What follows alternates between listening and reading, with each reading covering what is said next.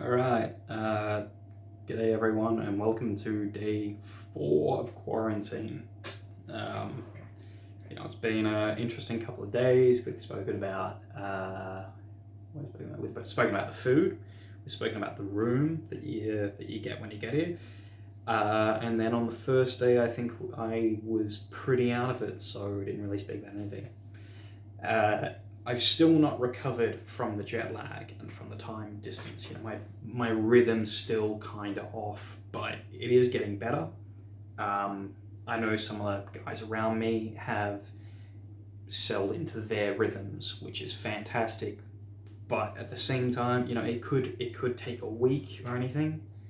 But the good thing is you've got 2 weeks to spend with yourself, to not do anything, to relax and to get into the rhythm of things. That's fantastic.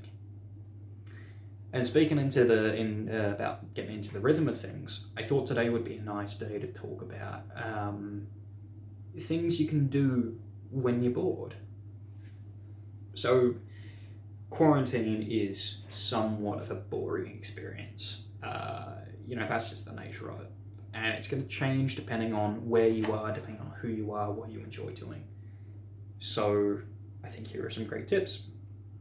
I brought with me a few books that I love, and I've got a copy of *Sapiens* by Yuval Noah Harari. I've got some other books there. I've got some books about whiskey, which is something I really love, obviously from the YouTube channel. And reading through them is really interesting because I'm learning while I'm in quarantine. It's time that I wouldn't get very often, and I'm able to, think about it while I'm here. Following that, I think another thing you can do, you've got places like Kmart nearby, so you can order some board games and some puzzles. If you're single, or if you don't have much disposable income, it's not going to be a thing that you can do. But if you have a family with you, or if you have a bit more money, then you can always order something from there. A puzzle, some type of game that you guys can get together and play each night. Following that, there's always the people that you left behind in the UK. So I literally 20 minutes ago, I finished a call where me and some friends got together on a Zoom call and we played Dungeons and Dragons. And it sounds nerdy, but I love the game, and it really does help to pass the time. It gives you a chance to take you into this other experience, this other world, which is fantastic. During the daytime, you might not be able to do that. So then there's things like staying active. And with the... let's find this. With quarantine, you get a little booklet called Staying Active During Quarantine. Staying Active in Quarantine. And it talks about the health benefits. It talks about mental, physical, breathing exercises. It tells you about stretching and strengthening. What else you can do with your mental health. And, there's stuff like this. So it's just got basic stretches that, they're really good to do. It really helps to do stuff like that, because not only does it keep your mind open and active through the day, it also ensures that you're not falling into that mentality of, taking one day at a time. You're not letting your body and your mind go to rot during quarantine. So the fact that they've included that is absolutely fantastic. If that's not enough for you, if you want something more, personally, I can recommend the YouTube channel Yoga with Adrian. It's a really fantastic YouTube channel. There's a ton of videos ranging from 10 minutes to 45 minutes where she walks you through yoga, and it really does help. It's nice and calming, and it helps you do stuff. The first time I was in the first lockdown, I did it with my partner, and at the end of a month, I could touch my toes from a standing position. I've never been able to do that before.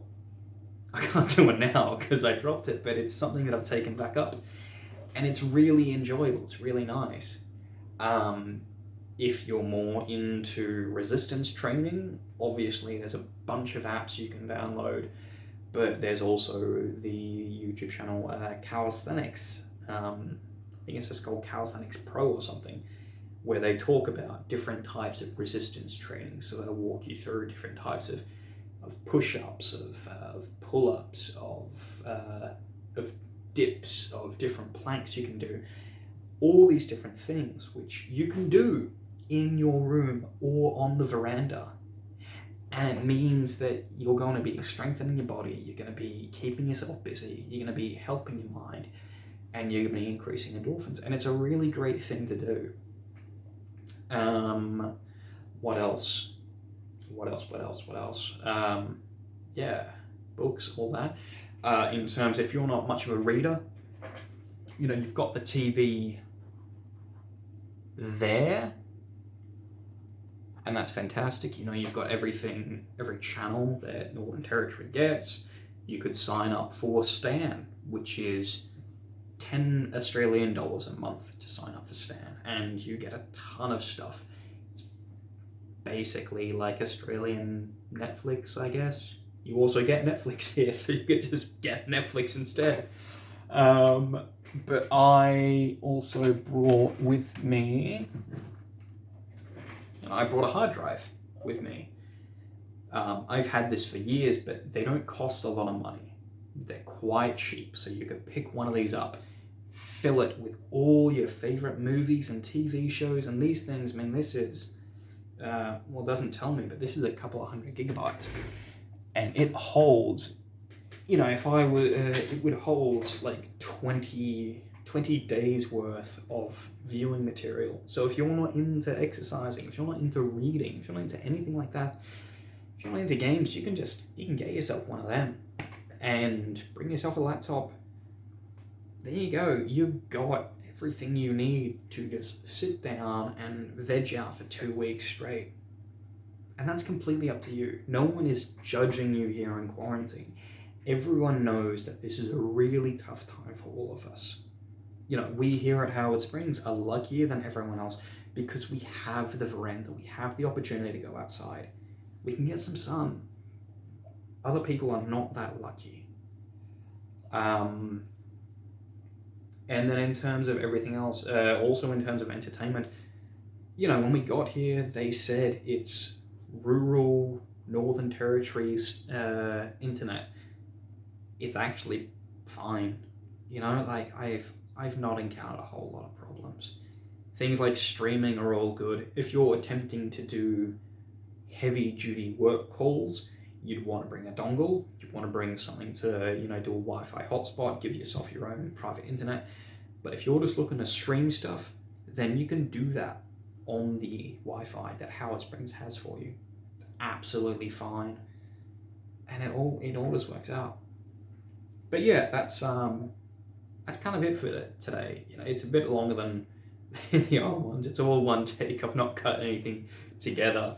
But I just thought it'd be good to talk about the entertainment options available to you, and also things that I would recommend in bringing. So bring some books, bring some games, bring a hard drive, get together with your mates, whether they're in the UK, Australia, anywhere else, get together with them online, do some games with them, because it is really fun to do. It's a great time to do it.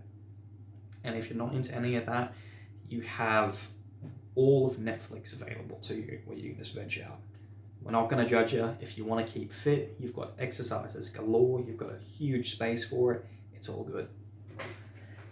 But yeah, that's it for today. And of course, once again, if you are an Australian watching this, and if you are overseas, register with DFAT. Even if you do not want to come home, register with DFAT. Put in all your information, scroll down, click that little box, change that box to say, I am not currently seeking to return to Australia at this time. You can do that, but you should register. You should register because that way the government knows you're overseas, DFAT knows you're overseas, and if in the future you want to return home, they will know. You can just go in and you can change it. If you are not Australian and you're watching this and you know any Australians, doesn't matter where they are, ask him, have you registered with DFAT? It sounds silly, it sounds stupid, but it is vital. It's something that is really important so we can get an accurate number of how many Australians are overseas, how many are looking to return, how many have we got back, how many people are currently back, and how many people are still waiting to come back. It's really important. But that's all for today. It is Sunday, March the 14th. It's currently 25 past 11 at night. I think I'm going to put on Netflix. Anyway, cheers guys, and we'll see you next time. Bye.